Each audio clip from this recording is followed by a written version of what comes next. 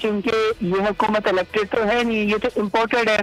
14 की शेडिंग हो रही है, 27 रुपए से ज्यादा का इन्होंने यूनिट कर दिया, 60 रुपए से जो है इन्होंने एक हफ्ते इनका पेट्रोल महंगा कर दिया।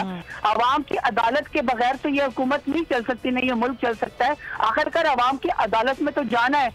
और रसूल अकरम सल्लल्लाहु अलैहि वसल्लम की शान में गुस्ताखी की है और अज़वाज मुतहरात की, असहाब रसूल और अहले बैत की, इस पर पूरे आलम इस्लाम में इस वक्त शदीद इज़्तिराब है। माजी में भी माशाअल्लाह इस्लामोफोबिया के हवाले से जो इक़दाम किए उसके नतीजे में एक मुत्तफ़िका करारदाद आई।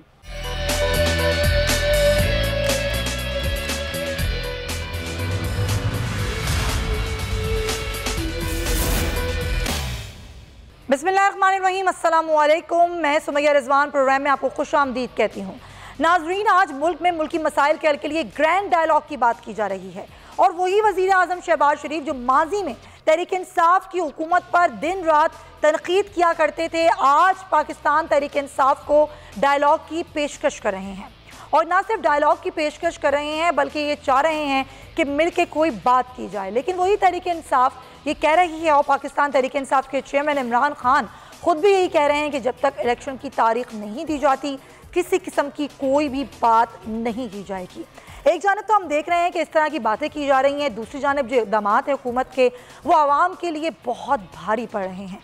अगर हम मुल्क की मईशत की बात करें तो वो भी बहुत बुरी हालत में है।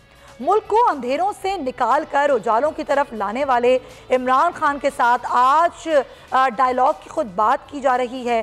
सुनहरे ख्वाब हुकूमत की जानिब से आवाम को दिखाए गए थे और बड़े बड़े दावे इस हुकूमत ने किए थे, बड़े बड़े लेक्चर्स दिया करते थे ये मईशत पर। वही वज़ीर आज़म अपने वादों और दावों से यू टर्न लेते हुए कह रहे हैं कि मुल्क को आगे बढ़ाने के लिए एक ग्रैंड डायलॉग की ज़रूरत है। क्या वज़ीर आज़म अब उसी तरीके इंसाफ से मुज़ाकरात करना चाह रहे हैं जिस तरीके इंसाफ पर दिन रात नून लीग के रहनुमाओं की जानिब से कीचड़ उछाली जाती थी? गरीब आवाम पर महंगाई का बोझ डालने के बाद अब वज़ीर आज़म साहब ये फरमा रहे हैं कि हमने बड़ी कोशिश की लेकिन दिल पर पत्थर रखकर कीमतें बढ़ानी पड़ी। मैं पूरी कोशिश करूँगा कि गरीब शहरियों पर महंगाई का बोझ ना पड़े। तहरीक इंसाफ की जानिब से वज़ीर आज़म के इस बयान पर रद्द-ए-अमल पर यह कहा गया है कि हुकूमत इंतखाबात की तारीख का ऐलान करे तो ही बातचीत हो सकती है, वरना इमरान खान किसी से बात नहीं करेंगे।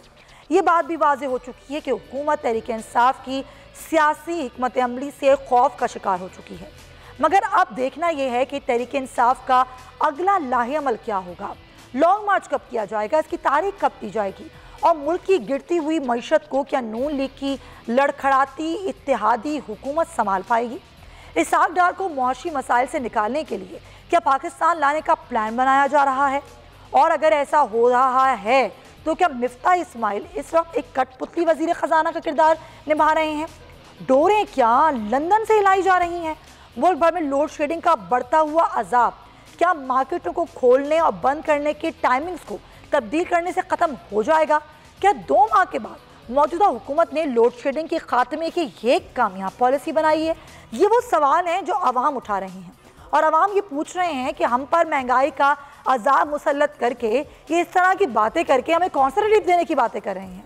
एक तरफ तो ये बात है, दूसरी जानिब नाज़रीन हक और सच के अलंबरदार बोल न्यूज़ जिसने मौजूदा सियासी रशा कुशी में जारी एक और झूठा प्रोपेगेंडा बेनकाब किया है।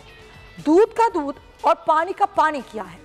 मुल्क के नामवर बिजनेस टाइकॉन मलिक रियाज और उनकी बेटी की मुबैना ऑडियो कॉल की एक फॉरेंसिक रिपोर्ट बोर्ड सामने लेकर आया। मलिक रियाज की साहबजादी से मंसूब करदा ये ऑडियो कॉल झूठी निकली। गुफ्तगू में कोई रब्त नहीं है, मुख्तलिफ हिस्सों को जोड़कर कॉल की शक्ल दी गई है और इस प्रोपेगेंडे के लिए बार बार मलिक रियाज का इस्तेमाल क्यों किया जा रहा है? सिर्फ एक ही शख्स को किरदार बनाकर सामने क्यों लाया जा रहा है? ये जाली ऑडियो सामने कौन ला रहा है? सवाल तो लातादाद हैं मगर जवाब कुछ नहीं है और इसकी खुद मलिक रियाज कर चुके हैं। इसी पर हम बात करेंगे। पाकिस्तान तहरीक इंसाफ के रहनुमा जरताज गुल साहब हमारे साथ मौजूद हैं। जरताज साहब बहुत शुक्रिया आपके वक्त का। हमने देखा है कि इसी तरीके से कई हथकंडे पहले भी इस्तेमाल किए गए, ऑडियो लीक करके, ऑडियो कॉल्स आके, जाली हथकंडे इस्तेमाल करके एक बार फिर ये हथकंडा इस्तेमाल किया जा रहा है। मलिक रियाज तो इस बात की तरदीद कर चुके हैं और हम खुद ये एक फॉरेंसिक रिपोर्ट ला चुके हैं सामने। पीटीआई इस पर क्या एक्शन लेने जा रही है? थैंक यू जी, बहुत शुक्रिया। देखिए असल बात तो ये है कि चूंकि ये हुकूमत इलेक्टेड तो है नहीं, ये तो इम्पोर्टेड है। ये तो जबरदस्ती कौमी चोरों को हमारे सर के ऊपर जो है रिजीम चेंज के जरिए मुस्तरद किया गया। उन्होंने बड़े वादे किए थे कि जी हम मुल्क की सूरत हाल बड़ी जबरदस्त कर देंगे, हम बिजली सस्ती कर देंगे, हम पेट्रोल सस्ता कर देंगे। इसका आलमी महंगाई से कोई ताल्लुक नहीं है, सिर्फ प्राइम मिनिस्टर इमरान खान का किया जा रहा है। और ये जब रात के अंधेरों में जब जबरदस्ती हुकूमत के ऊपर जाके बैठे, हमारे सर के ऊपर मुसरत की गए, तो फिर इन्होंने चलता हुआ खुशहाल मुल्क जिसके इकोनॉमी, जिसके बारे में मूडीज की रैंकिंग सबसे बेस्ट थी, वर्ल्ड इकोनॉमिक फोरम आपके 10 बिलियन की सुनामी की तारीफें कर रहा था। आपके जो एहसास प्रोग्राम था वो दुनिया के 4 सबसे टॉप रिलीफ प्रोग्राम के अंदर उसकी रैंकिंग की गई थी। 10 लाख की लाश हेल्थ इंश्योरेंस इसी कौमी खजाने से हो रही थी। गरीबों को लंगर खाने, शेल्टर होम जो है वो फराहम थे। लेकिन जब इन्होंने रात के अंधेरे में कब्जा किया, रखा कि हमारी तो बड़ी लाइक टीम है, वो लाइक टीम का जो है वो पोल खुल गया। वो पता चला कि ये तो सिर्फ जो है 4 महीने के अंदर आवाम के पैसों के ऊपर ऐश करके बाहर मुल्क के दौरों से इसको फुर्सत ही नहीं है। क्योंकि आवाम के ऊपर जो महंगाई का जोर उन्होंने डाला है, तो वहां पे इनको एक ही तरीका मिला कि टीवी चैनल जो है, इलेक्ट्रॉनिक मीडिया या प्रिंट मीडिया या सोशल मीडिया जो है, वो जो महंगाई के ऊपर जो इन्होंने कमर तोड़ दी आवाम की, जो अजाब इन्होंने लोगों के ऊपर जो है वो नाजिल किया है। 14 की शेडिंग हो रही है, 27 रुपए से ज्यादा का इन्होंने यूनिट कर दिया। 60 रुपए से जो है इन्होंने एक हफ्ते के पेट्रोल महंगा कर दिया। तो ये जो 850 रुपए का 20 kg का आटे का थैला मिलता था, उसको 1800 रुपए पे इस वक्त मिल रहा है। तो उन्होंने सोचा कि ताकि आवाम की नजर उधर जो है वो ना जाए, तो क्यों ना इसको डाइग्रेस करने के लिए जो इनकी एक बीबी है। देखिए हम सब इज्जतदार लोग हैं। पाकिस्तान के अंदर माशरा ऐसा है कि जहाँ पे जिस खातून के मोबाइल से नाजीबा वीडियोस निकलती हैं ना, या वो गलत हरकतें करती हैं, उसको घर से जो है माशरे से निकाल दिया जाता है। खैर PMLN ने जो है वो लोगों की वीडियो रिलीज करने वाली और नाजीबा वीडियो करके ब्लैकमेलिंग करने वाली खातून को अपना कौमी लीडर जो है वो उन्होंने वाइस प्रेसिडेंट PMLN ने बना दिया। तो उन्होंने यही ओछा दिखाई और यही घटिया हरकत ही करनी ना, ये गुफ्तगू ही उसने करनी है। किसी के ऑडियो लीक कर दे, किसी वीडियो के लीक कर दे, शर्मिंदगी इनको कोई नहीं है। सियासत इनको इनकी खत्म है, आवाम के उन्होंने बेड़ा गर्क कर दिया। तो ये डाइग्रेस करने के लिए कि जो कौमी इश्यूज है कि कोई इसराइल के बारे में बात नहीं करेगी कि रिजीम चेंज के ऊपर इसराइली प्रेसिडेंट आखिर क्यों कहता है कि 25 मई के बाद इस इम्पोर्टेड हुकूमत की तरफ से जो मेरे पास वक्त आया वो मुझे ये तो कायद आज़म के रहमतुल्लाह अलैह की सोच की ही मनफी है। फिर इसी तरीके से इंडिया में जो इस वक्त अभी गुस्ताखाना बातें हो रही है, प्राइम मिनिस्टर इमरान खान ने इतना सख्त और OIC ने इतना सख्त मौका अख्तियार किया है, हुकूमत की तरफ से कोई बात नहीं आई। हमने तो इनके साथ ट्रेड तक बंद कर दी, नुमाइंदों ने ट्रेड अताशी जो है। दूसरी तरफ अगर आप पाकिस्तान के अड्डों की बात जा रही है कि एब्सोल्युटली नॉट का जो हमारा एक कॉन्सेप्ट था कि हमने पाकिस्तान की सॉवरेन पॉलिसी की बात कर रही है और हमने किसी और की पराई जंग में आपका साथ नहीं देना, वहां पे पाकिस्तान के बेसिस को देने की क्यों बात हो रही है। तो ये चाह रहे हैं कि वो डाइग्रेस हो जाए, कौमी इशू के ऊपर बात हो, 14 घंटे के ऊपर बात हो। और आप ये कह रही हैं कि सब कुछ डाइवर्ट करने के लिए किया जा रहा है। जरताज साहिबा, अब ये जो आपने मसाइल का जिक्र किया, अब इन तमाम मुल्की वसाइल पर अब ये चाहती हुकूमत, खुद वज़ीर आज़म ये चाहते हैं कि ग्रैंड डायलॉग करें आपसे, इस ऑफर को कबूल करेंगे आप? देखिए जब इसको हम मानते ही नहीं है 85 सीटों वाला, ये तो पाकिस्तान की पार्लिमानी जमहूरी और 22 करोड़ आवाम के जो वोट है उसका मजाक है ना। 185 सीटें वालों को जबरदस्ती बाहर कर दिया मिर्जाफर और मिर्सादिक, और खुद ये जाके जो है 85 सीटों वालों को जबरदस्ती प्राइम मिनिस्टर बना दिया, जिसने चलते हुए खुशहाल मुल्क का 1 महीने के अंदर बल्कि 45 दिन के अंदर बड़ा गर्क कर दिया। अवाम इनको इस वक्त बददुआएं दे रहे और इनकी इशरत ही खत्म नहीं हो रही। कभी इसके 7-7 करोड़ के जो है वो स्विमिंग पूल इसके बन रहे, इनके भावलपुर में जब जलसा होता है तो स्टेज के ऊपर इनके AC लग जाते हैं। आप खुद बताएं कि जो स्टेट मिनिस्टर है, जो फॉरेन मिनिस्टर है, इस वक्त वो 25 मई से मुल्क से गायब है, उनके दौर ही खत्म नहीं हो रहे आवाम के पैसों के ऊपर। कहता है ये शख्स कहता है कि जी मैं अपने कपड़े बेच के महंगाई का मुकाबला करूंगा, तो हमें इसकी बदबूदार कपड़ों को, इसकी बदबूदार सोच की जरूरत नहीं है। कुर्सी छोड़े, नया इलेक्शन करवाए। वो अखबारात में इश्तिहारात पर भी तावीलें पेश कर रहे हैं, इसको जेल के पीछे होने चाहिए।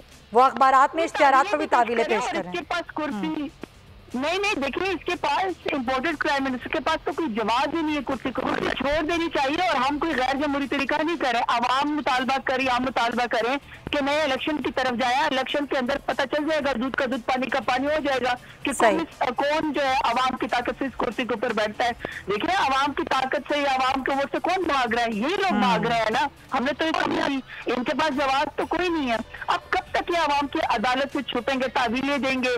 और अब आप सोचें जो टर्की में इसने अपना, देखिए हमने 3.5 साल में इतने दौरे नहीं किए ना, हमने इतने खर्चे किए हैं जब जितने इस चमन 50 मिनिस्टर्स को लेकर अपने पूरे खानदान को तबर को लेके 1 महीने के अंदर जितना इन्होंने मुल्कों के दौरे किए, वो इसका मकसद ऐसी थे।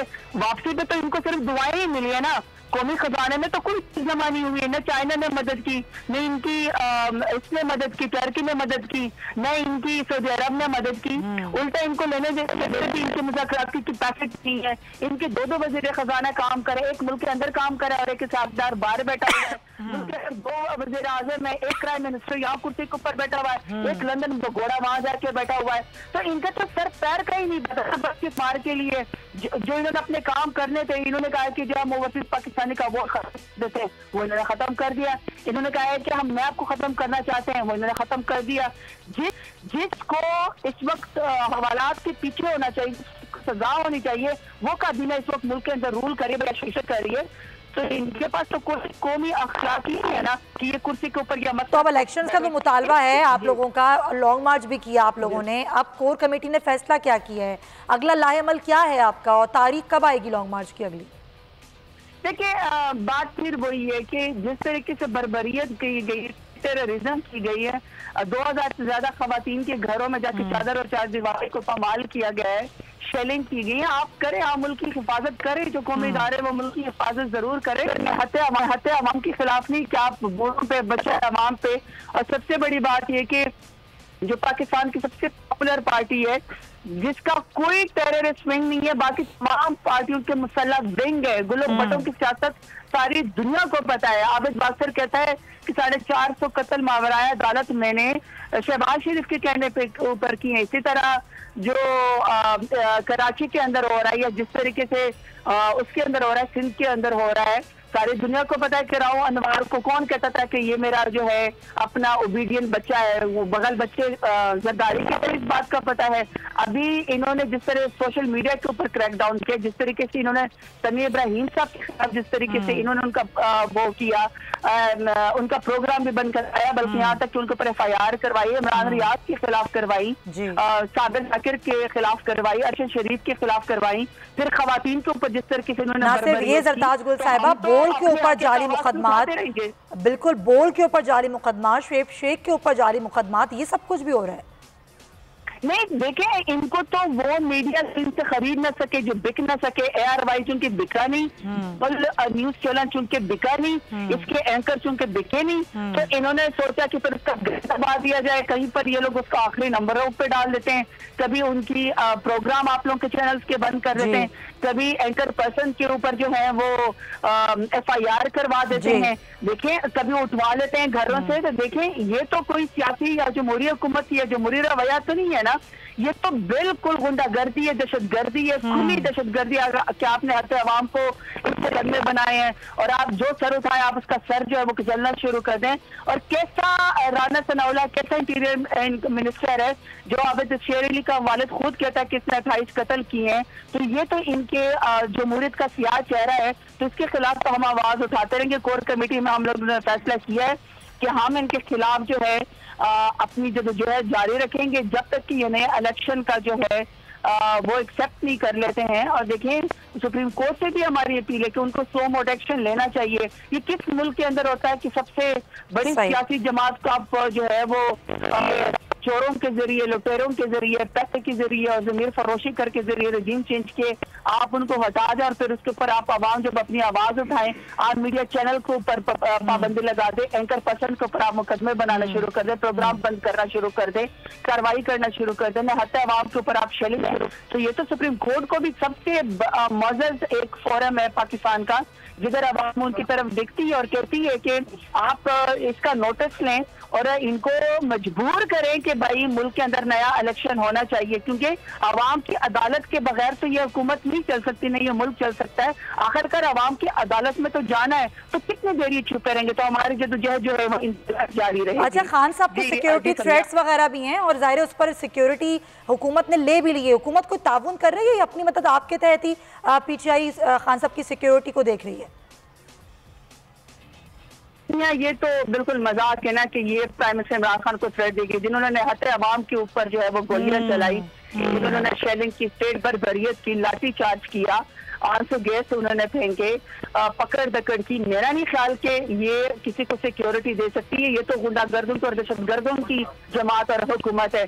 जहाँ तक प्राइम मिनिस्टर इमरान खान की सिक्योरिटी की है बातें देखें, हम खुद सब साथ खड़े हुए हैं, 22 करोड़ आवाम उनके साथ खड़ी है।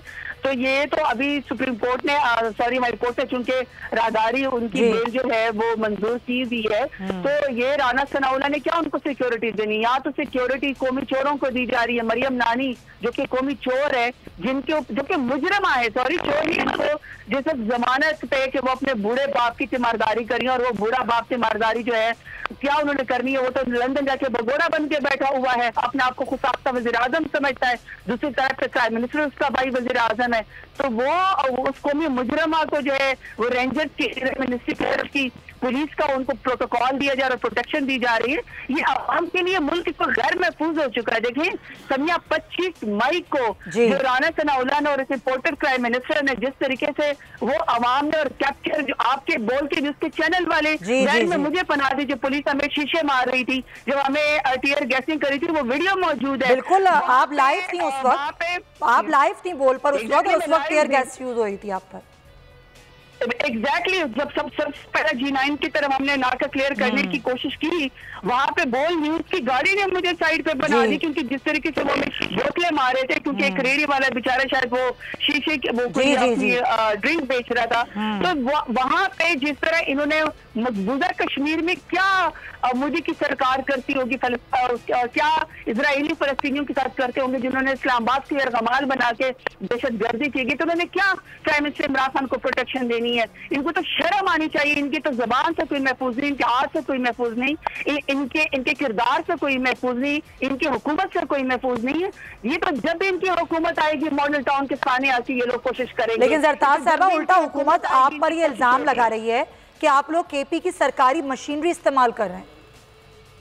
देखिए केपी के जो है ना समिया, वो कोई खुदा ना खास्ता किसी और मुल्क के अंदर नहीं है, वो पाकिस्तान का हिस्सा है। पाकिस्तान के किस आईन के तहत, किस रूल्स के तहत ये लिखा हुआ है कि वहाँ का जो वजीर आला है वो इस्लामाबाद नहीं आ सकता? क्योंकि बिलावल भुट्टो जरदारी ने वो एक मार्च का शोषा जो किया, जब वो सिंध से 3-4 हजार जो पुलिस की गाड़ियां साथ लेकर आ गया, क्या सिंध का वजीर आला उनके साथ इस्लामाबाद दाखिल नहीं हुआ था? हमने एक भी कोई पर्चा किया, हमने किसी को रोका? मरियम नवाज 2 दफा आई, हमने उनको रोका।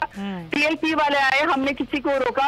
ये मौलाना फजल रहमान वाले डंडा बरदार फौज के साथ आए, हम एक गमला भी टूटने नहीं दिया। हमने न किसी के खिलाफ कोई कार्रवाई की, ना हमने किसी के खिलाफ तशद्दुद किया, उन्होंने किया, पर्चे करवाए। अब मेरे ऊपर 4 FIR करवा रही है, यानी कि लाठी चार्ज भी हमारे ऊपर किया, हमारे वर्कर्स को मारा पीटा गया, खवातीन की बेहुरमती की गई, 5 तो हमारे वर्कर्स जो है वो शहीद हो गए। वहां पे हमारे ऊपर उल्टा पर्चे करवा दिए। तो ये तो गुंडागर्दों की हुकूमत है, गुंडागर्दों की जमात है। इसको तो आप जमात अब सियासी पार्टी कह नहीं सकते।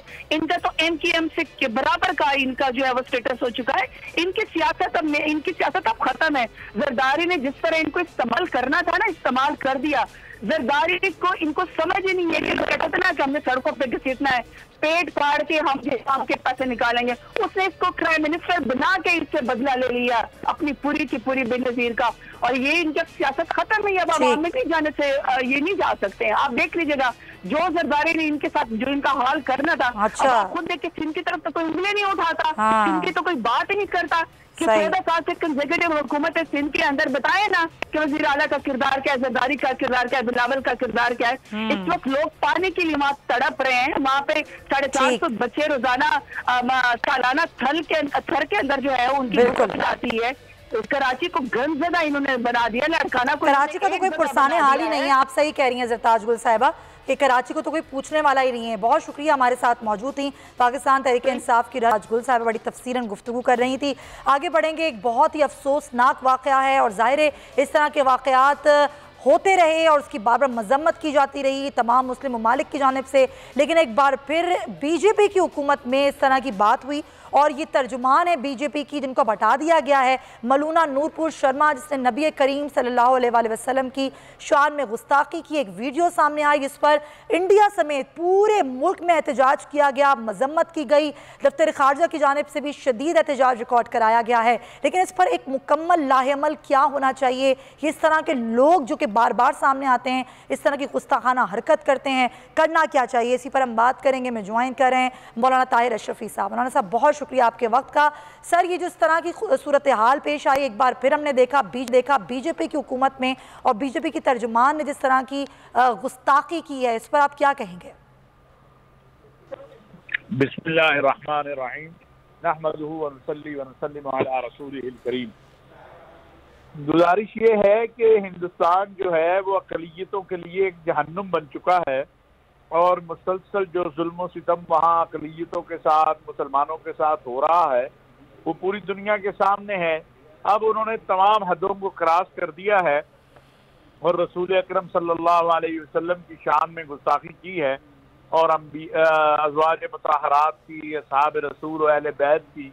इस पर पूरे आलम इस्लाम में इस वक्त शदीद इज़्तिराब है, आलम इस्लाम में गम है, एहतजाज हो रहा है, हिंदुस्तान की मसनूआत का बाइकाट किया जा रहा है। और मैं समझता हूँ कि इसका मुस्तकिल हल ये है कि पूरी उम्मत मुस्लिमा जिस तरह इस पे मुत्तहिद है वो हिंदुस्तान की हुकूमत से मुतालबा करे कि इन मुजरिमों को गिरफ्तार किया जाए, इनके खिलाफ जो है मुकदमात चलाए जाए और सरकारी सतह पर हिंदुस्तान की हुकूमत जो है वो इस पर माजरत करे और माफ़ी मांगे। लेकिन मौलाना साहब ये नरेंद्र मोदी के दौर हुकूमत में सब कुछ ज़्यादा हो रहा है। जी बिल्कुल, मोदी तो दूसरा हिटलर है और नाजी हैं ये, और इनका बुनियादी मकसद ये है कि हिंदुस्तान से इनका जो अकीदा है उसके अलावा कोई भी जो है उसका खात्मा हो, और इसीलिए वो सिखों को, मसीहियों को, निचली जात के हिंदुओं को, मुसलमानों को मुसलसल निशाना बना रहे हैं, उनकी इबादतगाहों पे हमले कर रहे हैं, उनको इससे उनका हक छीन रहे हैं। तो ये तो बड़ा क्लियर है। अच्छा, आपके ख्याल में हुकूमत पाकिस्तान को इस मामले को किस किस फोरम पर उठाना चाहिए? देखिए, हुकूमत पाकिस्तान ने माजी में भी माशाअल्लाह इस्लामोफोबिया के हवाले से जो इक़दाम किए उसके नतीजे में एक मुत्तफ़िका करारदाद आई, और अब भी जो इक़दाम जो है वो किए जा रहे हैं या किए जाएंगे, इंशाअल्लाह हमें उम्मीद है कि अक़वाम मुत्तहिदा से तौहीन नामूस रिसालत और तौहीन अंबिया और आसमानी मज़ाहिब और कुतुब की जो तौहीन है उसके हवाले से एक वाहिद और मुत्तफ़िका जो है कानून साजी होगी, मुतालिका क़वानीन के तहत जाएगी। बहुत शुक्रिया मौलाना ताहिर अशरफी साहब, गुफ्तगू कर रहे थे। नाज़रीन, प्रोग्राम में ब्रेक शामिल करेंगे और दीगर इशूज़ पर ब्रेक के बाद बात करेंगे।